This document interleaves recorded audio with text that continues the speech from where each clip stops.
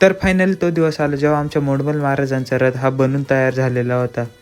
तर जय महाराष्ट्र पब्लिक, मी तुमचा लाडका ऐगरू प्रथमेश जाधव. सकाळी सकाळी आप्पा बहीण मी आहे ना पालखेड धारणावरून आहे ना राजापूरला निघालेलो होतो. आम्ही राजापूरला पोहोचच तर आहे ना रथ सजवायचं काम चालू झालं. आपल्याला सुजय भेटला, नंतर हर्षल भाऊ पण आलेले होते. त्यांनी पण त्यांचा ड्रोन आहे ना हर्षल भाऊने त्यांचा ड्रोन हवेत उडून दिला आणि आपण आहे ना फोटो काढायला लागलेलो होतो. बैलजोडी पण आलेली होती. नंतर बैलजोडी आपण जोडून घेतली आणि ना रथ आपल्या मोवाडीच्या दिशेने रवाना केला.